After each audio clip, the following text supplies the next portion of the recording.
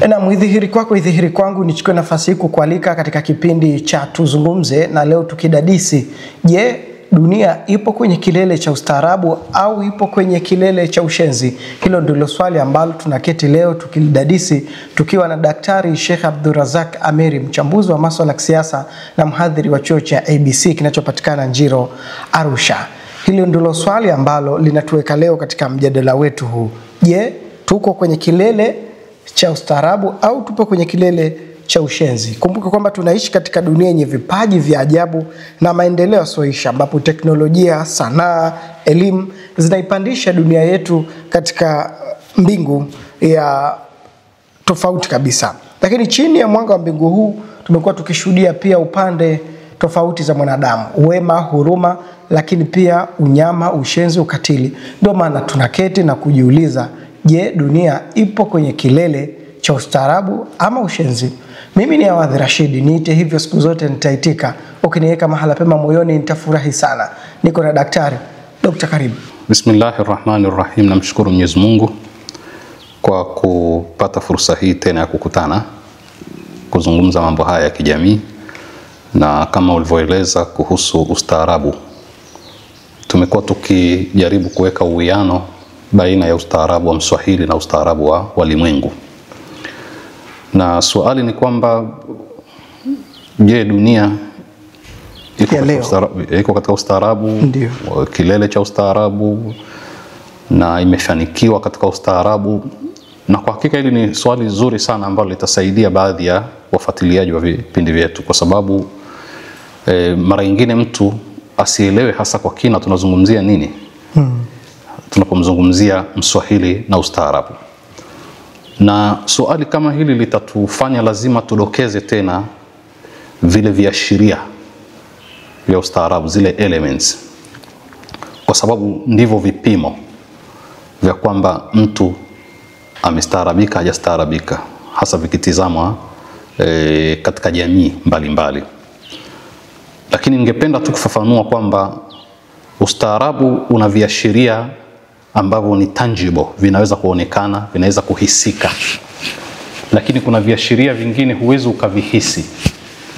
Lakini kipimo kikubwa tu ni pale tuliposema kwamba jambo la msingi katika swala zima la ustaarabu ni kufahamu kwamba kinyume cha ustaarabu ni ushenzi.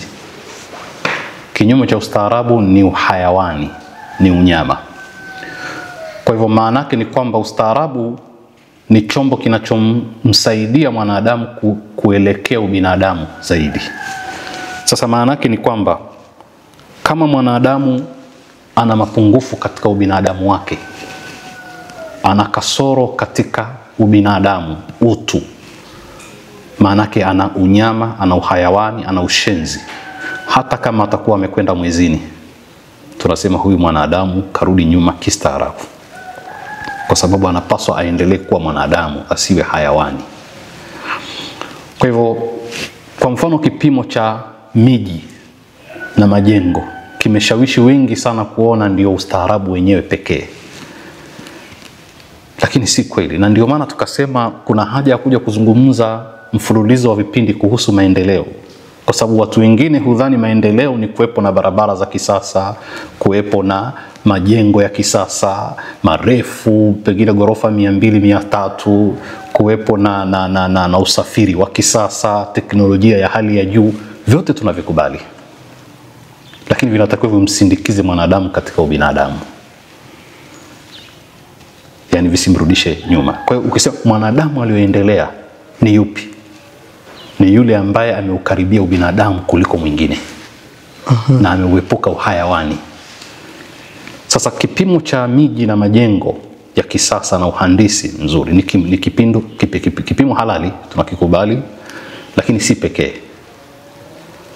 Na kipimo cha uongozi, kwa maana ya utawala na kuwepo na himaya pengine na tawala mbalimbali, inategemea kwamba namna gani zile tawala zinatawala.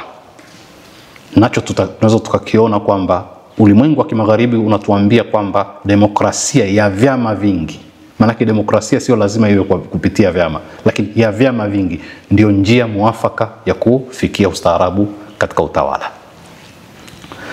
Na ndio maana utaona kuna wataalamu wa kimagharibi walioandika kwamba mwisho wa historia umefika, na kwamba mwisho wa historia ni kwamba baada ya uliberali, mfumo wa kiuchumi na kisiasa, hakuna mfumo bora mwingine utakaoibuka tena, kwa maana kwamba hicho ni kilele cha ustaarabu wa mwanadamu.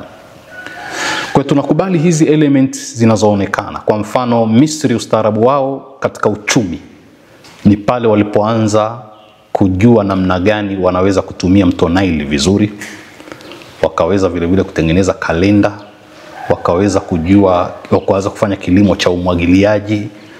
Huu ni ustaarabu na ulianza vizuri tunasema, lakini ni katika engo ya kiuchumi. Katika engo ya kimaadili ni jambo ambalo linapuuzwa sana, kwamba huyu mwanadamu ana ubinadamu. Kama anaweza kutumia madini mbalimbali kutengeneza makombora yanaweza kuangamiza dunia hii mara kadhaa, na amewahi kujaribu kuua mamilioni ya binadamu wenzake kwa namna za kikatili, pale kakosa ustaarabu. Ndio maana tunasema kwamba si lazima mtu maskini awe si mstaarabu. Anaweza kuwa maskini lakini amestaarabika kuliko mtu mwenye uwezo. Kwa hivyo nataka tuelewane vipimo. Kwa hivyo kuna majengo yale, kuna utawala, kuna utamaduni wa watu, kuna masala ya elimu wanayosoma watu. Vile viashiria vyote viwekwe katika kipimo, ndivyo vitasema kwamba binadamu huyu kastaarabika. Sasa katika mazingira tunayoishi, naam, kuna uhayawani mkubwa sana wa dhahir na uliojificha.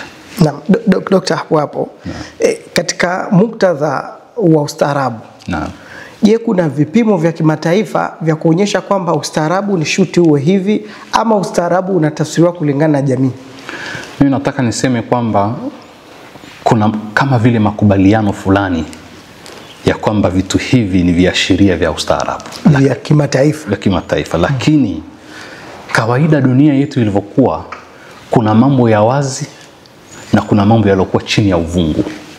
Kwa mfano, dunia inapozungumza kuhusu gaidi, inatangaza vita dhidi ya gaidi, na mara nyingine yule anayepambana na alioshika bendera na kinara wa kupambania vita dhidi ya gaidi, mara nyingine ndio gaidi mwenyewe namba moja, lakini chini ya meza. Kwa hivyo yale yanayosemwa dhahiri ni jambo moja, na yale yaliokuwa chini ya uvungu ni jambo jingine.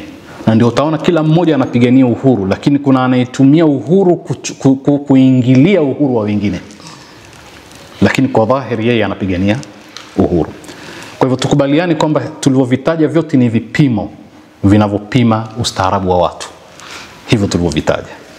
Lakini tukija katika uhalisia, yale maadili, kwa mfano unazungumzia uhuru, ndio hapo tutakapokuja. Ni moja katika vielelezo vya ustaarabu wa mwanadamu. Ndio maana uliberali ni uhuru, liberal economy, kwa maana kwamba soko ndio linaamua. Mwanadamu sasa amefikia kiwango kwamba hadhibitiwi katika masala ya kiuchumi. Hilo mtu anaweza kusema ni kilele cha ustaarabu na maendeleo ya mwanadamu katika maisha ya kijamii na ya kiuchumi. Lakini mimi nakupa mfano, uhuru huu namna gani umetumika kumpeleka mwanadamu katika uhayawani. Watu wengi hawajui kwamba tunayoyaona sasa hivi ya mambo ya ngono yana asili ya hili neno uhuru, ambao kuna kitu kinachoitwa sexual liberation, sexual revolution. Maana yake ni sexual freedom. Yani dunia imewahi kupitia ukombozi wa aina mbalimbali, na neno ukombozi ni neno zuri sana linalopiganiwa, lakini kuna ukombozi wa kingono katika miaka 1960 mpaka 70 ya karne iliyopita. Nchi za kimagharibi zilipitia kipindi kinachoitwa cha sexual revolution, sexual liberation, uhuru wa kijinsia wa ngono. Nini maana yake? Ni kwamba katika mwaka 1960 mpaka 70 paligunduliwa vidonge vya kuzuia mimba, na harakati za ukombozi wa mwanamke zikawa zinakuwa kubwa. Pakaanza maandamano mbalimbali ya kupigania uhuru wa kingono, na hili liliwastimulate zaidi kwa sababu hakuna hofu za mwanamke kupata ujauzito, na sheria mbalimbali zikaanza kubadilishwa duniani kuruhusu kutoa mimba. Kwa hivyo mwanamke awe huru sasa, anaweza kutoka akafanya tendo la ngono kwa uhuru zaidi, kwa sababu hana cha kuogopa. Vidonge vipo, ruhusa kutoa mimba, harakati za kukomboa mwanamke zimechachamaa, wanasema feminist movement zimechachamaa duniani na nini. Sasa wewe ukitizama hili neno unaona ni neno zuri, ukombozi, liberation. Mwanamke anakombolewa, lakini kwa hakika anakombolewa au anasindikizwa katika uhayawani na unyama? Tumesema kwamba ustaarabu ni kuepuka unyama. Mnyama havai. Mwanadamu anapoacha kuvaa amekosa ustaarabu, enda kwenye unyama, amekwenda kwenye unyama. Mnyama hana ndoa ya kwamba sasa kuna sherehe na kuna mtu na mtu kwamba hawa ndio watu maalum wanatakiwa waishi maisha ya ndoa, na hakuna kuingiliana. Ikiwa mwanadamu atakuwa huru, mwanaume kutembea na yoyote na mwanamke kutembea na yoyote, maana yake amekwenda unyamani. Hatuwezi kuita ni ustaarabu. Hatuna tofauti na mnyama. Katika jamii zetu, hata kama ukija acha Waswahili, Wabantu wengine tu, jambo ambalo lilikuwa linakatazwa sana kijamii ni mwanaume na mwanamke kuchukuana bila taratibu. Kwa hiyo walikuwa na ustaarabu huo. Jamii ya Waasu ilikuwa wazinifu wanatengwa, na hapo watansame baadhi ya watu kwamba kuna koo mbalimbali, kuna Wasuya, kuna Wafinanga, kuna Washana, kuna koo mbalimbali, lakini kuna koo inaitwa Mzirai. Asili yake ni watu waliotengwa kwa sababu ya kupractice mambo ya ngono kabla ya ndoa, kinyume na taratibu. Tunasema hii ni civilization, huu ni ustaarabu. Kwa hiyo kama jamii za Kiafrika kama za Kibantu hizi pia zilikuwa na utaratibu wa kuhakikisha kwamba mwanaume na mwanamke hawachukuani kama wanyama, kwamba kuku wakikutana ndio ndoa yao inatimu hapo hapo. Walikuwa binadamu hafanyi hivyo, maana yake huo ni ustaarabu. Sasa tukiwa tunahalalisha mwanamke kuwa huru, njiani akikutana na yote wanachukuana, maana yake ni kwamba uhuru huu si uhuru wa kweli, bali huu ni uhayawani. Ndio maana tunasema huu pepo ulovuma katika nchi za kimagharibi wa kuruhusu sasa masala haya ya kuchukuana kama wanyama, hata kama mabwana wale wamekwenda mpaka mwezini, tunawaambia kwamba hawajastaarabika bado, kwa sababu kuna maeneo wanamsindikiza mwanadamu katika uhayawani. Ndio ukisoma takwimu za ILO, yani International Labour Organization, shirika la kazi duniani, wanaonyesha kwamba watu wanaofanya tena wanaita sexual workers. Na unajua hii lugha ni lugha nzuri ya kwamba kama vile ambavyo kuna wafanyakazi wengine, kuna wafanyakazi wa mambo ya ngono. Sasa sisi tuna maneno tunayoyaita huku kwetu malaya, sijui nani. Haya maneno yote yanakinyaa, chaudoa, yote yanakinyaa kwa sababu tendo lenyewe linakinyaa. Lakini ukishalibatiza kwa lugha ya wenzetu wa Kristo, ukasema ni sexual workers, umelipandisha daraja. Umelipa dhana ambayo ni chanya, si hasi. Dhana chanya, sio hasi. Linaanza kuwa sasa lina attract. Kwa hivyo ndio maana utaona ILO imesema zaidi ya milioni 50 wako sexual workers duniani. Lakini nakupa taarifa za ajabu. Katika Far East na katika nchi kama Malaysia na maeneo ya kule, ni wengi sana. Kiasi kwamba katika vile vipimo vya uchumi kuna kitu kinaitwa GDP. GDP ni kukusanya, sitaki kuzungumza kwa kina, lakini ni kukusanya mali, bidhaa zote zinazouzwa na huduma zote zinazouzwa, ukaziweka katika fedha katika nchi fulani, alafu kwa kipindi fulani, kwa mfano mwaka, na aghalabu huwa ni mwaka. Alafu ukishapata kwamba kwa mwaka bidhaa na huduma zote zinazouzwa ndani ya nchi hii ni kiasi fulani, kisha unazigawanya kwa idadi ya wananchi wa nchi ile, unapata ile per capita, yani kwamba pato la kila mwananchi mmoja ni wastani wa kiasi fulani. Hii ni moja katika measurement za uchumi wa nchi. inaita GDP. Ndio ile tunaambia sijui tunaishi kwa dola moja. Sasa ile inapima pato la mtu. Na mimi nakipinga kwamba si halisi kwa sababu itachukua mali za Bakhresa na za Muhammad na za Mo Dewji na za nani, zote zinagawanywa kwa idadi ya wananchi, alafu inaangaliwa pato la kila mmoja ambalo si pato halisi. Sahihi. Lakini ni katika kupima uchumi wa jumla wa nchi. Na hili lilifanyika Marekani wakati ule karibu na vita kuu ya pili, kujaribu kupima hali yao kiuchumi na kuingia katika vita. Sasa haya tukija kuzungumza maendeleo ni vitu ambavyo tutavizungumza kwa undani. Lakini nataka kusema hivi, ILO wanashauri kwamba katika baadhi ya nchi kule kina Malaysia na wengine, sexual workers watambuliwe rasmi, kwa sababu lile pato tukitaka kumeza uchumi wao ni vigumu kuliweka pembeni, kwa sababu ni pato kubwa, lina mzunguko mkubwa, litatupa kipimo si sahihi cha mzunguko wa pesa katika nchi ile. Kwa hiyo ni hatua katika kuhalalisha. Kwa hiyo nataka kusema kwamba kama hizi kabila zetu na ustaarabu wetu wa asili, hata sisi wa Bantu, ilikuwa heshima ya mwanadamu imewekwa juu, kwa maana ya kwamba kuna tofauti baina ya hayawani na mwanadamu, na kwamba hawezi kuchukuana mwanaume na mwanamke bila utaratibu maalumu na jamii kuhusishwa, ambao ni ustaarabu huo. Na sasa kasi ya wanadamu ni kuhakikisha kwamba watu wanakuwa free, hakuna kuhusisha jamii. Wakishapatana wakachukuana wanakwenda mbio, na sheria zinazowekwa kwamba mwanaume na mwanamke wakikaa tu miaka miwili au wakishazaa wakaenda, ni zile zinazotusukuma katika uhayawani, na sisi tumeziazima hizo, na zote zinakwenda katika kusema zinamuokoa na kumkomboa mwanamke. Kwa hiyo hata nchi zetu zinabadilisha taratibu sheria. Kisha baadaye anaonekana mwanamke anakombolewa, kwamba bwana, ukishamchukua mwanamke mkakaa naye miaka miwili mkazaa mkanini bwana, hiyo ni ndoa bwana. Lakini nani kahusishwa? Jamii gani ya kwake haijahusika? Ya mume wala ya mke wala jamii inayozunguka haijahusisha. Wamekutana wakachukuana, alafu sheria inawatambua. Maana inatambua uhayawani wao.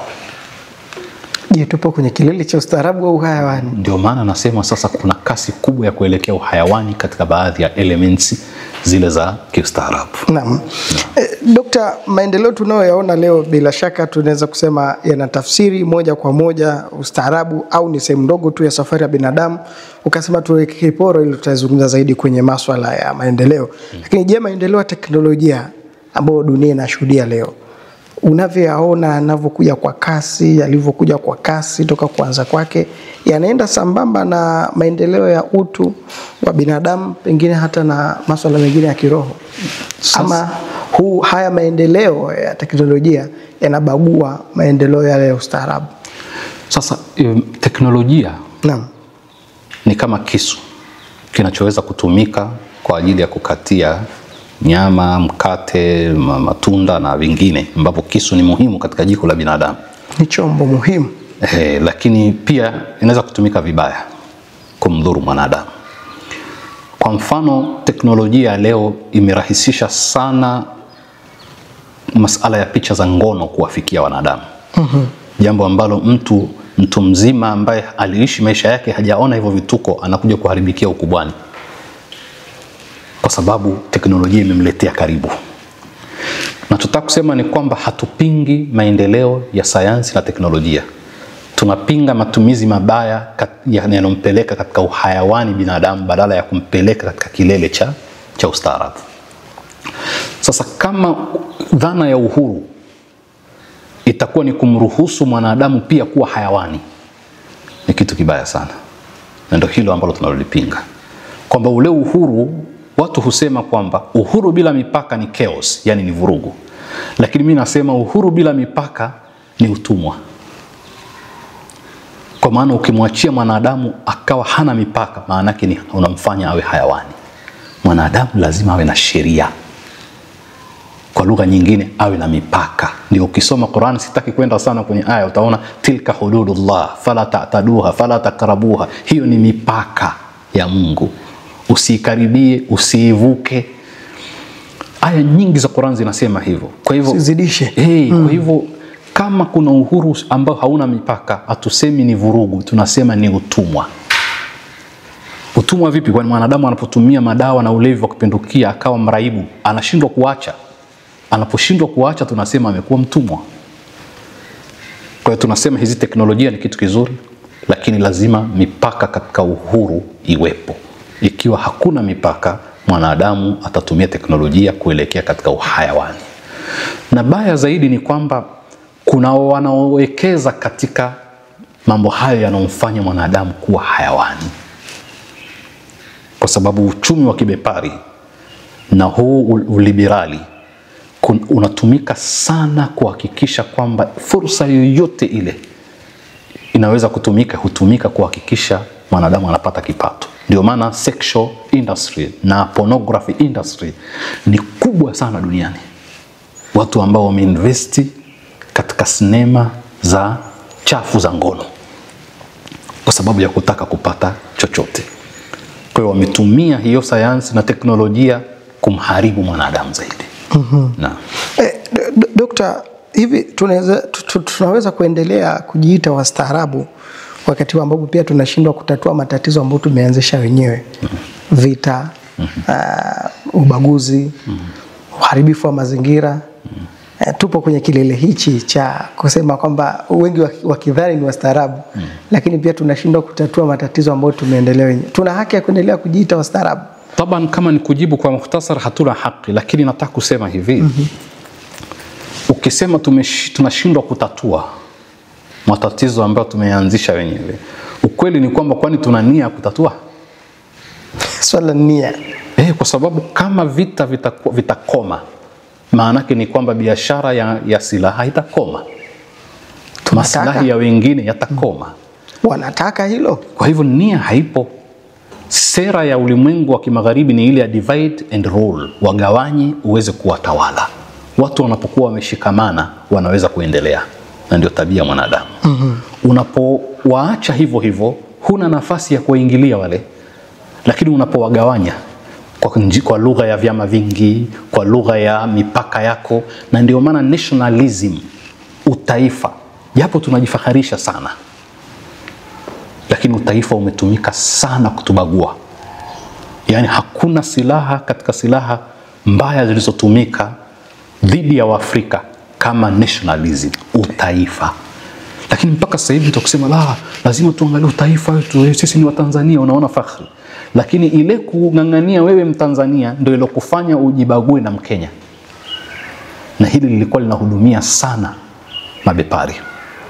Kama Afrika bara lina nchi 54. Kila mmoja anasema mimi Misri, mimi Mwalgeria, mimi South Africa. Maanake na anafundishwa uzalendo kwa nchi yake, kwa maana kwamba priority, vipaumbele ni yeye na nchi yake na wala si jirani yake. Maanake ni kujibagua. Mpo majirani mnaangaliana kwa jicho la kicho. Na mipaka ambayo ni artificial. Maanake hapa ndio mwisho. Ukiingia umeingia kwa watu. Lile limetumika sana kutugawanya sisi na kuwezekana sisi kutawaliwa. Katika dhana ile ya wagawanya watawale. Na sasa kwa hivyo, kwa maana hiyo ni kwamba hawana nia ya dhati ya kuhakikisha kwamba eti vita havitokei duniani, eti hakuna vurugu, watu watakuwa pamoja, kwa sababu hawataweza kutawaliwa wakiwa hivyo. Ndio maana sisi tumeanza kufundishwa tangu tukiwa wadogo. Katika mfumo wa elimu tumeanza kufundishwa uhayawani, na tumeanza kufundishwa sisi ni karibu na hayawani, sisi mwenzetu ni hayawani. Sasa kwa nini tukifanya uhayawani hii ni kitu cha ajabu? Sijui kama umenielewa. Maana mwanadamu katika mfumo wa kimagharibi tangu alipoingia shuleni, nadharia za Charles Darwin za kwamba sisi tumetokana na hayawani, sisi ni wanyama, sokwe na zimetetewa kwa nguvu zote, kwa hoja. Alafu kila tukikua tunaonyeshwa tu bado sisi wale wajomba zetu tunaendelea nao. Alafu inafikia wakati niliona takwimu fulani za kuhusu masala ya ngono za jinsia moja. Wanasema, je, binadamu anaweza kufanya ngono jinsia moja? Anaweza kuwa anavutika na hilo? Utafiti umefanyika kwa, maanake tukienda shuleni tunaambiwa sisi kundi letu nani? Mammals. Mammals ni mamalia. Hili ni kundi la wanyama ambao wananyonyesha. Kwa hiyo mwanadamu na yeye katika kundi gani? La mammals.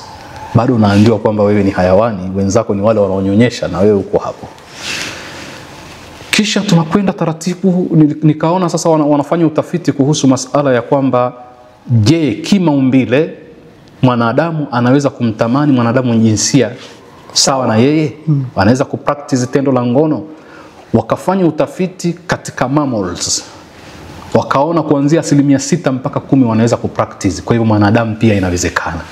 Sasa kipimo kimekuwa ni hayawani, kwamba yeye na wenzake katika mammals wanaweza. Sasa nataka kusema kwamba huu mfumo si wa kijinga. Ni mfumo uliokuwa unamsindikiza mwanadamu kuamini yeye ni hayawani. Na akishaamini yeye ni hayawani, ni mnyama, anapofanya la kinyama haiwi ni ajabu. Na wao hawana haraka. Sasa hivi ukienda kununua viatu vya mtoto unavishika hivi, hivi vya mtoto wa kiume wa kike, unaambia hivyo ni uni, yani unisex, yani anaweza kuvaa yoyote.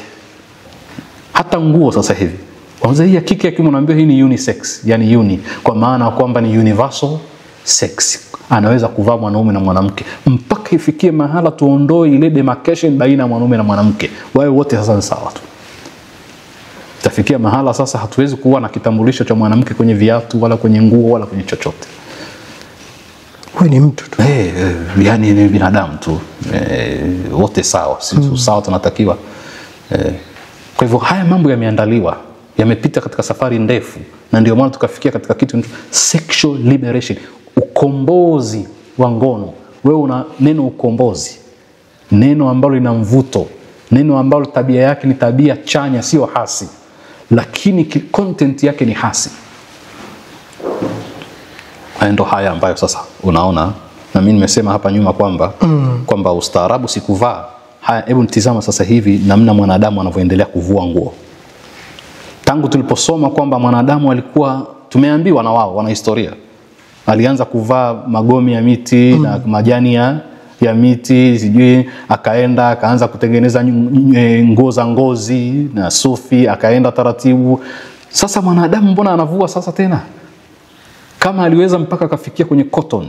Historia ya cotton inatakiwa iandikiwe vitabu duniani, Misri na Afrika. Na walipokuja huku kwetu, mama hana haja ya kuajiriwa, cotton anaitengeneza pale pale nyumbani, kama anavosuka, anasuka mikeka, anasuka kutupitia ukuti wa mnazi, ni msusi pale nyumbani, anatengeneza mavazi, anatengeneza vifaa vya kubebea bidhaa mbalimbali, mazao ya sufi, anatengeneza nguo pale nyumbani. Lakini walipokuja jamaa waliuaje viwanda hivi vya Mwafrika vya nguo? Sasa kama Mwafrika na mwanadamu aliendelea kuanza kutengeneza nguo, na Qur'ani inazungumza kwamba hata Adam na Hawa peponi Mwenyezi Mungu aliwataka waanze kujisitiri, wakajisitiri mpaka mwanadamu amefikia mahala hapa alipofikia. Nabii Daudi ni katika waliokuwa wakitengeneza nguo, mpaka nguo za vita vile vile. Sasa huyu mwanadamu anapoanza kuvua nguo, kwa nini tumuite mstaarabu? Wamebakiza nguo gani sasa hivi? Ile nguo ya mwisho ndio ilobaki.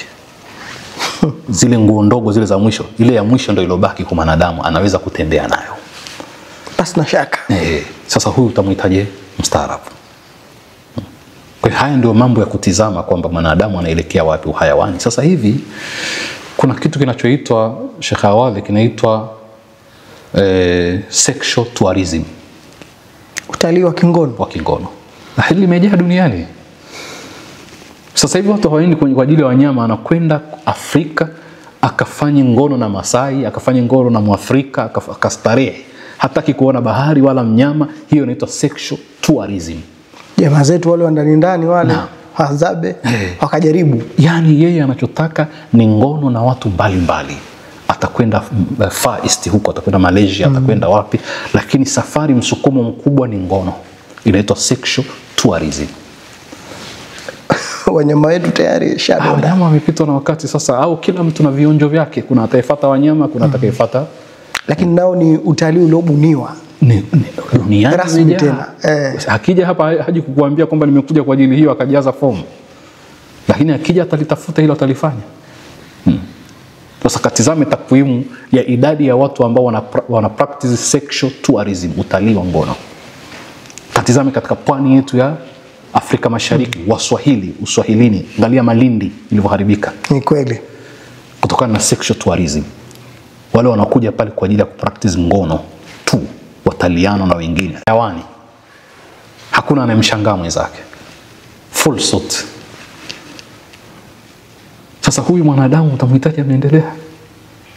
Na kwa bahati mbaya sana ni kwamba ukanda wa Waswahili haukuvamiwa na wazungu au watu wa kimagharibi katika namna hii ya uvamizi wa sasa hivi ambao ni mbaya zaidi kuliko ile ya kina Vasco da Gama na wengine. Kijijini pale wanaita kule Zanzibar shamba, ambapo ni pwani, alikuwa akiishi mtu na pwani ni hiyo hapo, anavua samaki, anarudi pale, anashusha madafu yake, ana nini, nazi, anaendelea na maisha. Pamewekwa hoteli na yeye yuko jirani na hoteli, anaona vituko vya hali ya juu yeye na familia yake na watoto wake, ila kama anapenda utamaduni wake ahame kabisa kwa yale anayoyaona, ndio salama yake. Lakini sasa baya zaidi ni kwamba sisi tumebadilika kuwa sasa ndio waajiriwa na hiyo sekta, na imekuwa ni sekta kubwa ya uchumi katika nchi zetu. Sasa utawakimbiaje? Inauliliwa. Lazima uwasogelee kwa sababu ndio ajira iko pale. Ni kama wa Palestina ilivyotokea kwamba mmeibiwa ardhi yenu, alafu nyinyi mnapanga foleni kuomba kuingia katika waliokupokonyeni ardhi ili kupata ajira. Kuingia Israeli. Kuingia Israeli kupata ajira kwa aliyekupokonya ardhi. Huyo alokuja hapa kukuchafulia utamaduni, wewe ndio unamkimbilia ili upate ajira. Huu ni utumwa.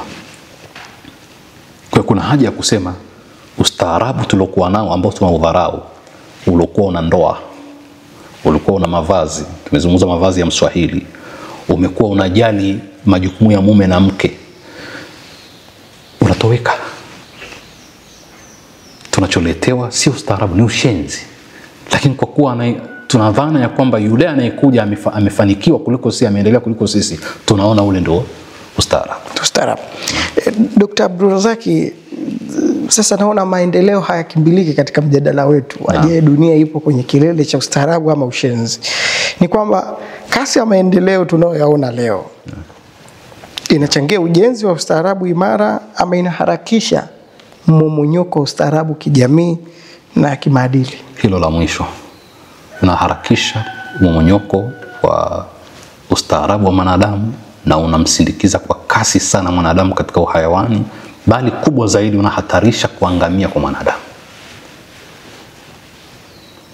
Kuangamia kwa mwanadamu. Na labda niweke ibara sawa sawa. Naam. Unahatarisha kuangamia kwa ubinadamu. Kuna mwanadamu na ubinadamu. Mwanadamu akipokonywa ubinadamu ni hayawani kama hayawani mwingine, lakini ni hayawani hatari kuliko mwingine yoyote yule, kwa sababu ana maarifa, anaweza kuyatumia kuangamiza zaidi. Na hilo ndio hatari. Mwanadamu anaangamisha hii dunia kwa kemikali na uharibifu wa mazingira. Sasa hivi tunalalamika kila mahala joto, kuna watu wanakufa kwa sababu ya joto.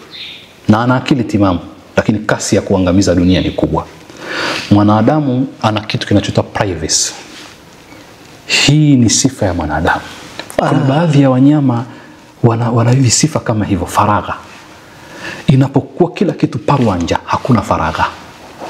Teknolojia imeondosha faragha. Vile vitu unavyodhani wewe unavifanya kwa faragha katika mazungumzo vimewekwa wazi. Tulipoambiwa transparency, wazi ni kitu kizuri, lakini wazi ilikuwa ni kufungua nyumba yako aingie adui pia.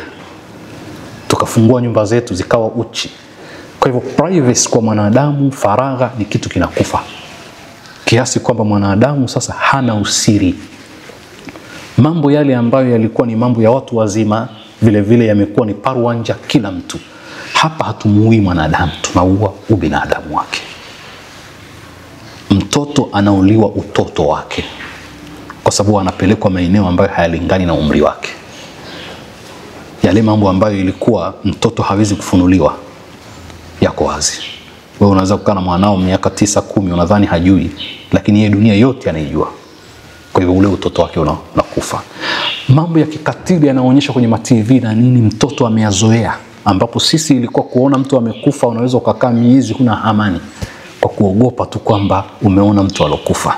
Mtoto huyu wa sasa hivi amezoea kuona mauaji na vifo, japo kwa kwa sinema hana uwezo wa kutofautisha kitu reality na kitu ambacho si halisi. Subconscious mind yake inabeba utoto wake unakufa, umama umekufa.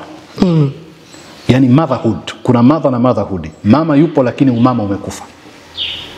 Na haya tumeyazungumza mara nyingi, kwa kuamini kwamba, kwa sababu watu wanashindwa kuelewa kwamba industrial revolution, maendeleo ya viwanda Ulaya, tunayozungumza viwanda vilikuwaje na nini, hawazungumzii kwamba maendeleo ya viwanda yalileta social changes gani, yani mabadiliko gani ya kijamii. Usizungumze mabadiliko ya kiuchumi tu. Maendeleo ya viwanda yalileta mabadiliko ya kijamii. Athari zipi ziliambatana? Maendeleo ya kijamii yaliathiri familia na nyumba zetu. Yale ya mapinduzi ya viwanda. Na athari zake mpaka leo hii familia imekufa. Hatuna extended family. Tuna hizo nuclear family, single parent families. Kivipi Dr. Abdrazaki? Kwa sababu viwanda vilipokuwa katika miji, watu walitoka vijijini wakaja mjini. Miji ikazidi kukua. Na sitaki kuzungumza kitu ambacho ni khayali. Hata sasa hivi tizama viwanda unavyojua hapa Arusha, pale Dar es Salaam. Angalia watu wanaofanya kazi pale wanatoka wapi? Wametoka vijijini wengi. Wametoka vijijini wamekuja wamekusanyika. Alafu swali, wanakaa wapi? Wana nyumba wale? Hawana nyumba. Kwa hivyo ndio mwanzo wa sasa watu ambao hawana ndoa wamekuja kwa ajili ya kazi kuishi pamoja wengi. Kwa maana ya kwamba nyumba za wapangaji wanaishi watu sampuli wenye utamaduni mseto. Alafu wengi wamekuja kwa zile kazi, wanalipwa pesa kidogo, hawana uwezo wa kujikimu zaidi ya kujibana kimatumizi. Pale walipokusanyika paliibuka tabia mpya. Wakaibuka watu wanaotoa huduma za ngono. Sababu huu umma uliokuja ukajazana unahitajia huduma za ngono zilianza pale. Alafu wale wakishaoana mwanaume na mwanamke wanafanya kazi. Alafu sasa wanatafuta mwingine watatu atakayelipwa kidogo zaidi atakayekuja kutizama mtoto. Familia imebadilika kabisa kupitia pale. Na ndio mwanzo wa familia kuwa ndogo, kwa sababu unawezaje kuifanya familia kubwa.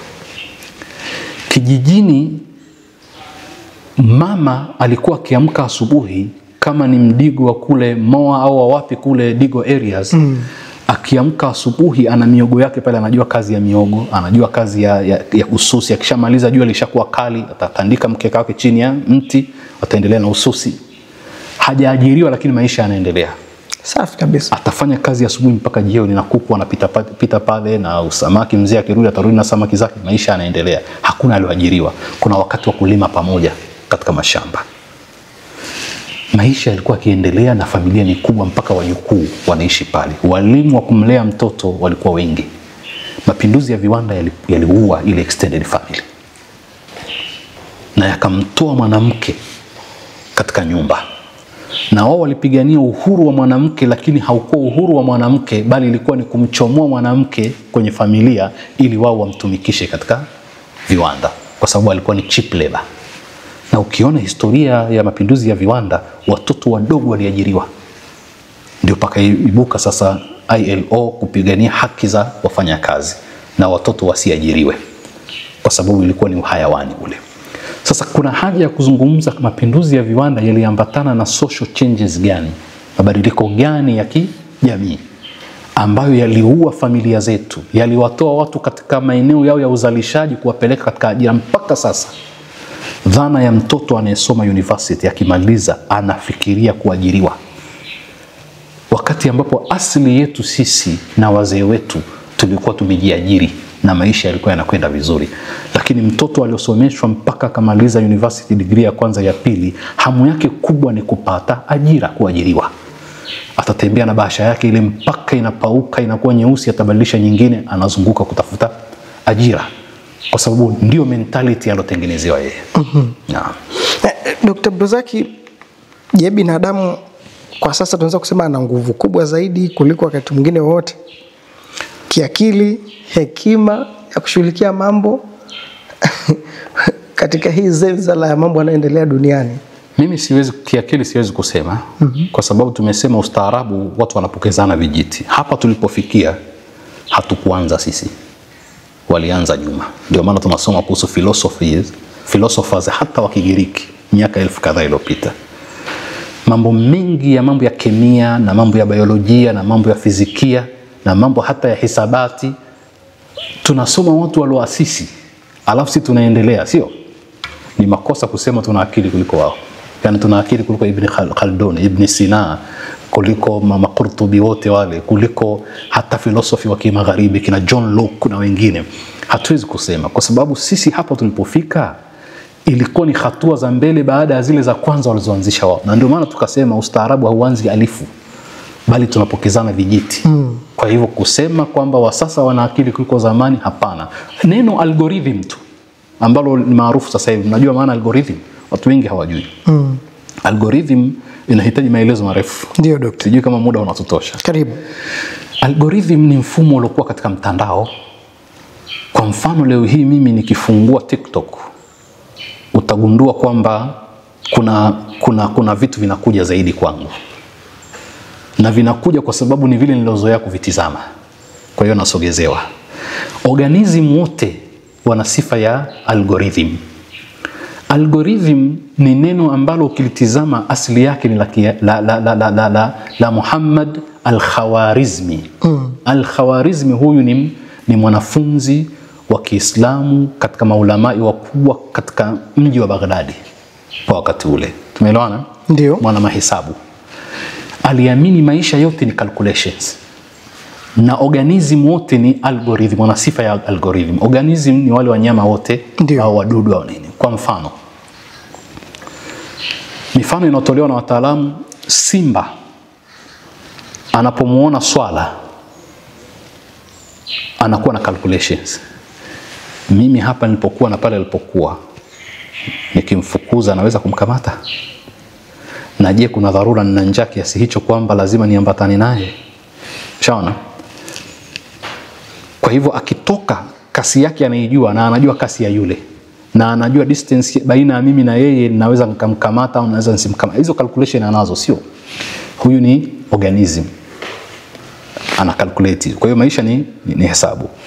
Lakini hata nyani anapoona kuna ndizi pale anaitamani, alafu kuna simba kule, anafikiria, je, ninaweza nikaiwahi kabla simba hajanifikia? Na je, nina njaa ya kutosha kwamba sina subra mpaka nifanye ni risk? Hizi calculations zote anazifanya, sio? Unaweza ukakosea calculations ukaangamia. One mistake pengine 10 goals, sio unaangamia. Mtoto au binadamu anapotaka kuvuka barabara anaangalia kulia, kushoto, anaangalia kasi ya gari, anaangalia distance ile na uwezo wake. Hiyo ni calculation. Kwa hiyo maisha yote ni calculation. Hiyo ndio maana ya dhana ya al-Khawarizmi, huyu mtaalamu ambaye neno al-Khawarizmi ndio limezaa neno algorithm. Sasa algorithm katika mitandao na AI sasa hivi ni pale ambapo wewe habari za mpira zimejaa katika TikTok, na ukifungua inakuja nyingine kwa sababu ulipokuwa umezitizama sana nyingine zote zilisogea. Kwa hiyo unaletewa nyingine. Huu ni mfumo, lakini nakuuliza hili neno umelitoa wapi? Na calculations za kwanza za nani? Ni mtu aliyokuwa miaka hiyo, Muhammad al-Khawarizmi. Leo hata kifufuliwa akiambiwa kitu hiki kinaitwa kwa jina lako, yeye mwenyewe atashangaa. Kwa hivyo huwezi kusema tuna elimu kuliko wao. Wao wameasisi vitu, sisi tunaviendeleza. Kuna wenye elimu katika sisi, kuna wenye elimu katika wao.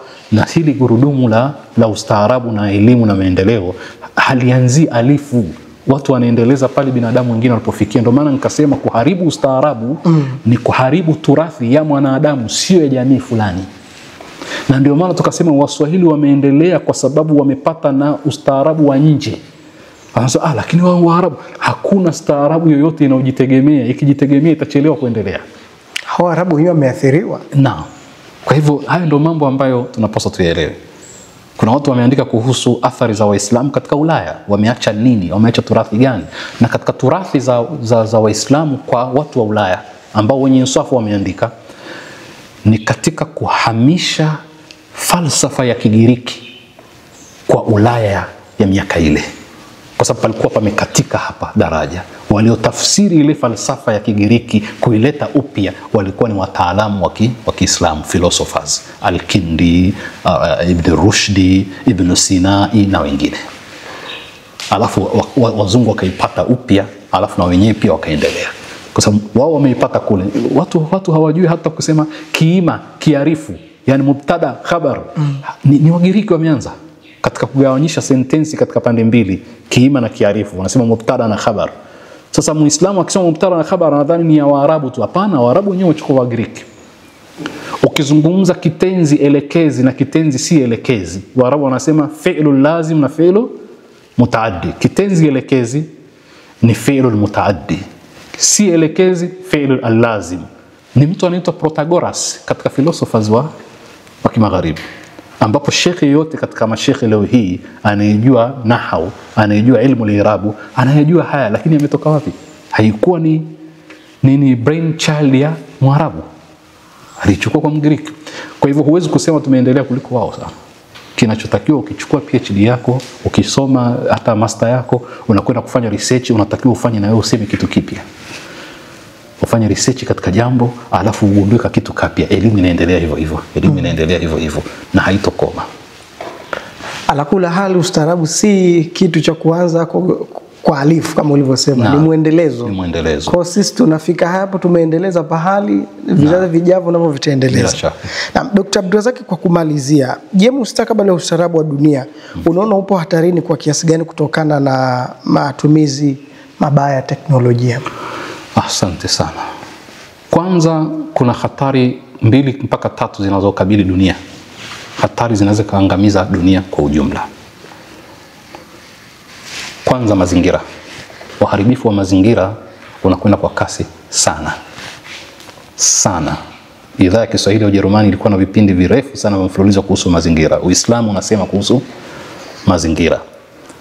Mazingira ni ile nyumba Mungu alotupa tuitunze, itutunze. Mwanadamu kasi ya kuharibu mazingira ni kubwa, ambapo sasa hataweza kubebwa na hii dunia. Kiwango cha joto kimekuwa kikubwa, pepo zile zimekuwa kasi sana, kina cha bahari, yani maana yake maji yamekuwa yanazidi baharini kwa sababu ya barafu kuyeyuka katika maeneo mbalimbali ya uso wa dunia. Mshaona tabaka la ozoni linaendelea kuwa na matundu kiasi kwamba miale ya jua inakwenda moja kwa moja katika uso wa dunia na kuathiri, kuleta aina zote za kansa unazojua. Maana Mungu ameweka chujio la kuchuja ile miale ya jua ili isimfesi mwanadamu na viumbe vingine moja kwa moja. Kwa kuwepo na kemikali na moshi mkali kwenda kule, matundu yamepatikana katika lile blanketi Mungu aliliweka, kiasi kwamba kuna miale inaipenya moja kwa moja. Kwa hiyo hatari namba 1 ya mwanadamu ni mazingira. Yanaweza kuangamiza hii dunia. Na nchi za Kimagharibi zinaituhumu Afrika na watu wanyonge kwamba wanaharibu mazingira kukata miti, lakini muharibifu namba 1 ni heavy industry, viwanda vikubwa sana vya Kimagharibi. Na mazingira yana tabia ya kiutandawazi. Ukiharibu wewe, si kwamba utaathirika wewe tu, wataathirika walimwengu wote. Sasa nchi kama Marekani imekataa miaka kadhaa iliyopita kusaini mkataba wa Kyoto uliokuwa unawekea sheria za kuhakikisha hawaharibu mazingira kadri wanavyoharibu. Sasa wao wanatizama uchumi kwamba tukitekeleza sheria hiyo, maana yake uzalishaji katika viwanda utakuwa mdogo, tutapunguza kasi ya uzalishaji, tutashinda ushindani wa dunia katika kutawala dunia. Maendeleo na mazingira. Na namba 1 hiyo. La pili ambalo linatuhusu sisi sasa katika masuala ya mfumo huu wa teknolojia ya mawasiliano na AI. Sitaki kuzungumza vitu ambavyo vitahitaji muda mrefu na vinahitaji kuvivunja mpaka mtu wa kawaida aelewe.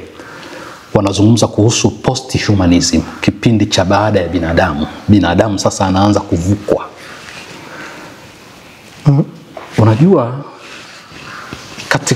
kwa yule anayefahamu Kiarabu akatizamia makala zilizoandikwa kuhusu kitu kinachoitwa dhahiratul istiklali. Yani wanadamu wanaanza kutamani kuwa wanyama kwa kuamini mnyama anaishi vizuri kuliko sisi. Hagombwi, hana kero, hana nini. Unaweza kadhani tunasema utani, wako kwa maelfu duniani wananunua sasa mavazi ya mbwa.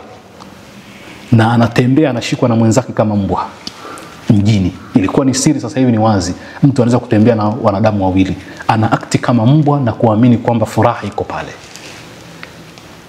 Uingereza na mpaka katika baadhi ya nchi za Kiarabu kama Misri pameshaanza hilo. Inaitwa dhahiratul istiklab, yani mazingira ya mtu kutaka kufanana na mbwa kwa kuamini mbwa ana maisha salama zaidi, hana kero kama mwanadamu. Sasa mwanadamu yule anataka awe na mwanadamu mwenzake ambaye atamfanya kama mbwa tu. Sasa ni matatizo ya kisaikolojia kutokana na maisha mengine, limefanywa analysis kwamba linatokana na nini. Mwanadamu sasa anaanza kuwekewa chip kama vile kifaa kama hiki ili kumcontrol, na wanadamu kadhaa wameshawekewa. Mwanadamu sasa anaanza kutengenezewa mwanadamu mwenzake aishi naye, lakini ni mwanadamu ambaye anaweza kurespondi kama mwanadamu mwingine. Ni mke ambaye hawezi kukupeleka BAKWATA wala hadai talaka. Kwa hivyo huyu anafaa kuwa ni mke, watu wanakwenda kumnunua aishi naye nyumbani kwa sababu ni mke ambaye hana kero. Hata kushtaki. Kwa hivyo tendo analolifanya kisheria ni masturbation na yeye, lakini yule anarespondi, anasema, anamwambia nakupenda na nini, na anaishi naye. Sasa ndio maana katika kitabu cha Homo Deus, Profesa Yuval Noah Harari anasema Homo Deus maana yake al-insanul ilah, yani mwanadamu sasa ni Mungu, kwa sababu sasa amefikia hatua ya kutengeneza mwanadamu. Kwa hiyo hatari ya huyu mwanadamu ambaye sasa anaelekea kuwekwa chip mbalimbali ni kuangamiza mwanadamu. Sijui kama tuko pamoja sasa. Naam. Kwa hivyo kuna wanadamu ambao sasa unataka kumcontrol, kujua amekwenda wapi, anafikiria vipi, ana nini, unamwekea chip, alafu unaweza kujua mapigo ya moyo wake na hali zake. Wanaendelea kufanya tafiti kwamba wapi wanaweza kuinterfere sasa, wakamcontrol mwanadamu kupitia device, chombo kama hicho.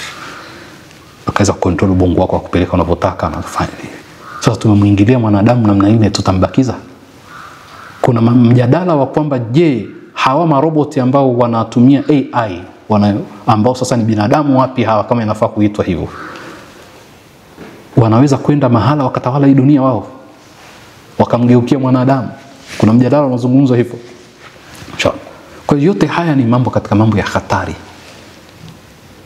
Sasa hivi ukienda ChatGPT hii inazungumza naye kama mwanadamu, unataka nini ya nini. Kwa hilo yeye ana act kama mwanadamu wakati si mwanadamu. Na sasa sehemu kubwa ya kusoma vijana wetu sasa hivi ni AI, kwa sababu ndio future ya binadamu. Na kusoma computer tu hivi na AI, artificial intelligence. Kwa hiyo swali lako ulilouliza, ukweli hatari iko hapa kwa mwanadamu kujiangamiza kupitia mikono yake yenyewe, kupitia kinachoitwa teknolojia na maendeleo. Na tufanye nini? Sasa hili haliko katika upande huu tu. Kwa sababu ni kama vile uchumi, tufanye nini? Kwa busara ndogo tu. Uwezo ukaepusha hii dhana na utandawazi kwamba sasa ni dunia nzima inakontroliwa. Wanadamu wafanye nini? Ndio maana mara nyingi tunasema sisi usigombani mizozo ya dini. Mizozo hii ya kwetu ya kisiasa, wana dini moja mnagombana na wana madhahabi moja mnagombana, hamjui adui halisi ni nani. Sisi binadamu tuna adui mkubwa namba moja, sio dini zetu, sio Mkristo na Muislamu. Adui mkubwa ambao tunatakiwa tujiunge sisi sote dhidi yake ni yule adui wa ubinadamu, ndio huyu tunayemzungumza, ambaye yeye anahatarisha ubinadamu wetu unaotugusa sote. Sasa badala ya mimi kunyanyua upanga wangu dhidi ya Mkristo, au ni Msuni dhidi ya Mshia, au Mshia dhidi ya Msuni na mwingine, au Mprotestanti dhidi ya Mkatoliki na mwingine, wakati ambapo adui yetu mkubwa ni yule anayetuangamiza sisi kama binadamu, anatengeneza silaha ambazo zinaweza kuangamiza dunia hii mara kadhaa, na ushindani wa kutengeneza silaha za kemikali na nyuklia ni ushindani mkubwa kiasi kwamba mpaka leo hii ukifungua takwimu za kwamba kuna mabomu mangapi ya nyuklia, hakuna takwimu halisi kwa sababu ni mambo ya siri, lakini kuna maelfu. Unajiuliza zinakwenda wapi hizi? Tukishaangamiza hii tutahamia sayari gani nyingine? Sayari gani tunaweza tukaishi? Lakini yakitumika yote hakuna kinachobaki. Kwa hiyo hatari naweza kufanya summarization, ziko katika mazingira, ziko katika masuala ya teknolojia hii tunaokwenda nayo ya AI, na hatari ya mwisho katika uzalishaji wa silaha, hasa zile za kemikali na silaha za nyuklia. Mwanadamu anatishia future yake. Naam, Dokta, tunataka tuzungumze namna ambavyo sasa haya yote tuliyozungumza na mwisho wa siku tukasema tufanyeje. Ni kama mwanadamu amekaa anatatizika, anataka furaha, anataka pengine ondokana na haya mazonge katika maeneo haya mjini pengine ambapo kuna kila aina ya kumpa hayo mazonge. Hali ikoje hapa kwetu lakini pia hata kidunia? Taban, kama unazungumza kuhusu furaha, watu wanasema kwamba lengo la maendeleo ya mwanadamu ni kupata furaha. Ndio lengo hasa. Furaha ndio lengo. Yani inaitwa happiness. Wewe unatafuta elimu kwa ajili ya nini? Ili upate happiness. Unatafuta mali kwa ajili ya nini? Uwe happy. Na ndio maana hili ni swala la mjadala mrefu kwamba binadamu yuko happy sasa hivi, ana furaha. Tizama kiwango cha watu wanaojinyonga duniani, tena katika nchi zinazoitwa zimeendelea kuliko zote kama nchi za Scandinavia. Viwango vya kujinyonga ni vikubwa sana. Unajiuliza, je, kuna uwiano baina ya maendeleo na kujinyonga? Je, happiness inapatikana kwenye pesa? Kwa hivyo hilo ni swala la kimjadala, na kuhusu masuala ya happiness, furaha, kuna haja ya mjadala kubwa sana. Lakini utakuja kukuta pamoja na mjadala wa wanafalsafa wote kuhusu furaha inapatikanaje. Sitaki kuyazungumza mambo kabla ya wakati wake. Ikibidi kuzungumza kuhusu furaha tu, happiness, kipindi kamili tutazungumza. Lakini utagundua kwamba Uislamu unasemaje kuhusu furaha inapatikana wapi. Furaha inaweza kupatikana kijijini kwa mtu mwenye uchumi mdogo na maisha ya kawaida akawa na furaha kuliko tajiri mkubwa mwenye uwezo mkubwa. Bali mali katika ulimwengu tunaoishi inaweza ikawa ni chimbuko la kumnyima mwanadamu furaha kama ilivyokuwa sasa hivi. Kwa kuna haja ya kujua furaha inapatikana wapi, na dunia imeweza kuchuma furaha kweli kwa maendeleo haya. Na kama hivyo, kwa nini mpaka sasa hivi mtu mmoja katika kila watu 20 ana maradhi ya ukosefu wa afya ya akili? Kwa maana ana msongo wa mawazo na hatimaye ana sonona. Na sonona imeitwa sonona kwa sababu kusononeka kwingi mpaka anapata maradhi, inaitwa depression. Kiwango kimezidi. Kila watu 20 mmoja ana tatizo hilo duniani. Kwa nini yanazidi haya? Na mwanadamu anasemekana anaendelea kwa kasi. Kwa inawezekana hapa mjini mtu anapata mazonge tu, kumbe anaweza karudi kwao. Kurudi kwao si lazima kwa mwanadamu anashawishika kwa vitu madhahiri wanasema. Vitu vya waziwazi. Mjini huko mtu nadhifu, majengo, mapita barabarani na nini, magari na nini, watu kukimbia vijijini kwa kujua. Na bahati mbaya kwamba huko kuna huduma vile vile, japo si za bure, lakini huduma mbalimbali za matibabu za nini, hospitali. Lakini je, ni kweli mwanadamu anatamani arudi aishi maisha ya kijijini? Naam, binadamu ameshaanza kutamani maisha ya awali ya msingi. Lakini tamaa hii imeanza kule walipojaribu wakavuka mipaka, maisha ya kimji. Sisi bado tuko kwenye kasi ya kukimbilia mjini. Unajua kinachotokea nini katika ulimwengu wa kibepari? Naam, Dokta. Yale maisha ya mjini kama pale New York, London, tumesema kwamba unaweza ukapewa dola, tuchukue mfano shilingi, unaweza ukapewa milioni 10 ukiwa unaishi New York. Kwa mwezi usibakiwe na change. Milioni 10. Lakini milioni 10 hiyo ukilipwa huku kwetu utabakiwa na pesa nyingi sana. Kwa sababu ya ughali wa maisha na aina fulani ya watu wanaotakiwa waishi pale, sio kila mtu anatakiwa aishi. Kwa hiyo ni maisha baguzi yanayotenganisha watu. Kwa maana mwenye uwezo tu ndo anaweza kusurvive, mwingine lazima awe mtumwa wa wengine. Sasa kinachotokea nini katika maisha ya kibepari, uchumi wa kibepari? Hawezi kurudi kijijini. Kijijini wapi? Kwa nani? Na ndo haya yatatokea kwetu miaka mingi ijayo. Hakuna maardhi zilizokaa tupu ambazo mtu anaweza kuziandama. Huku kwetu ukiwa unaishi maisha duni, ni mwalimu, uko hata mjini, unaweza ukawa pembezoni mwa mji, una kishamba chako au kibustani chako, unalima mchicha, una kuku wako kawa pale, unapunguza kasi ya maisha. Yani unasema ule ukali wa maisha. Mtu anaweza kuwa anafanya kazi zake lakini ana taxi yake, ana dereva, anaendesha, ana kigari chake kinafanya biashara. Unajua tabia ya kibepari ikoje? Unaona supermarket? Naam. Yanatakiwa baadaye yaue viduka vidogo vidogo.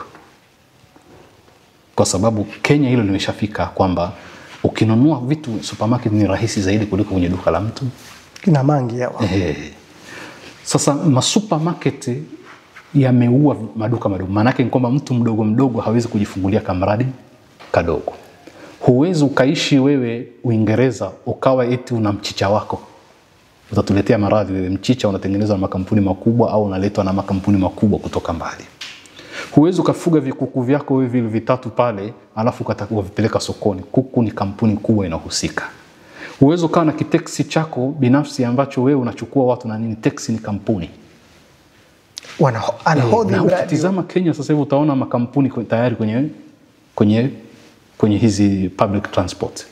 Kweli mtu amekuwa amejoin, lakini mwishowe mwenye pesa ndio atakayekuwa anamiliki kampuni ya usafirishaji. Ukienda Dubai airport, sio kila taxi inakubeba wala haiwezi kubeba. Hakuna taxi zinapanga foleni za kampuni. Mtu mdogo hana cha kwake kidogo cha kuweza kujiendesha. Ndio uchumi wa kibepari ni kupisha wakubwa wafanye ili walipe kodi kubwa, na serikali ina encourage wale wakubwa waingie, inawauzia tenda. Maana kwenda kukusanya takataka huko kwetu bishaanza hilo. Kwamba si kila mtu anakusanya takataka, ni mtu maalum mwenye uwezo wa kuweza kuilipa serikali.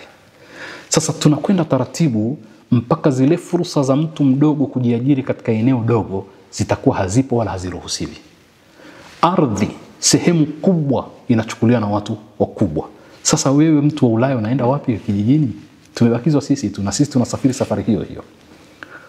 Ndio maana kule kuna homeless Marekani zaidi ya 500,000 na wengine anaishi kwenye gari lake. Mradi tu aende katika eneo la restaurant akaingia bafuni, jisafishe kidogo aswaki, arudi aweke vifaa vyake kwenye gari aende kazini. Haya maisha watu hawaamini kama yako hivyo. Kwa hivyo tutakuja kutamani maisha ya kijijini yale ya kawaida, lakini wakati huo hatuna kijiji cha kwenda. Kwa sababu tutakuwa kama wenzetu kule. Naam. Wenzetu wao ndo hapa hawana pa kwenda. Ila shauku yao ndio kwamba hivi. Familia zishavunjika, haziko vile tena. Kijijini kwa nani unakwenda? Kwa hiyo tuone daktari, katika miaka ijayo labda wakawa wageni wengi katika bara letu hili. Tulikuwa tunasema wakati fulani na mwenzangu mmoja kwamba utalii tunaotarajia ujao ni utalii unaohusu hali ya hewa na mazingira. Kwamba mtu na lishaanza hili. Atatoka Middle East, Mashariki ya Kati kule, atatoka Kuwait, atatoka Iraq, atatoka wapi, atakuja Tanzania kwa sababu ni kipindi cha joto kali sana kule hapa Kaliki, atakuja kutembea huko akae muda fulani kisha arudi. Huu ni utalii tutakaoona huko mbeleni kwa sababu ya uharibifu wa mazingira. Na hili lishaanza kwamba wanamtalii anakuja kwa sababu ya hali ya hewa kwa kule, anakuja huko. Kwa hiyo itazidi hii kwa sababu hapafai kukaa, gharama ni kubwa kwa sababu ya namna ile na mazingira ya watu wanakufa kwa joto. Niliona katika nchi fulani ambao gari ilopaki nje, taa za gari zilirojeka zote kwa sababu ya joto. Tahiri nyanga. Kwa sababu ya kiwango cha joto kinazidi. Sasa huyu mtu mwenye uwezo atasafiri na familia yake aje Afrika, baada ya muda aende mahali pengine, akirudi kule zimebaki siku chache tena. Kwa sababu sheria ya kimataifa ni kwamba ikishafikia nyuzi joto 50, wafanyakazi wa maeneo ya public ya ujenzi ya nini hawaruhusiwi kufanya kwa sababu ni hatari. Wanapanda juu kule na nini joto 50 degree centigrade ni hatari. Sasa ikifikia wakati watu wapumzike kwa sababu ya kiwango cha joto, wenye uwezo watahama kwa muda, watatalii huku na kule, wakirudi hali ni nzuri, endelee kukaa pale. Na hata kwenye miji yetu hii, maana pia kuna mkoa wenye viwango vya joto zaidi. Ya bila shaka. Kwenda watu wakahama kubadilisha mazingira bila namna shaka. Hiyo. Kuna mtu hawezi joto atahama Dar es Salaam. Na hata sisi watu wa maeneo ya kama Arusha kiwango cha joto kishazidi, lakini still bado ni nafuu. Tukienda miji kama Dar es Salaam, katika mambo yanayotuzuia kukaa sana ni joto. Siwezi bwana. Siwezi. Saa zote umeloa tu nini.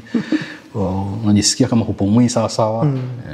Na mpenzi mtazamaji wa kipindi cha Tuzungumze, kufika hapa hatuna la ziada, kwani wenye ndimi za kale wanasema wakati ni upanga, ukishindana nao utakukata. Lakini Waswahili wanasema kukunjwa kwa jamvi si mwisho wa maongezi. Kwa leo nalikunja jamvi hapa, lakini Mola kiridhi tutakuwepo katika jamvi lingine wakati ule ambapo tutahiari kulitandika tena. Mimi ni Awadhi Rashid. Assalamu alaikum wa rahmatullahi ta'ala wa barakatuh.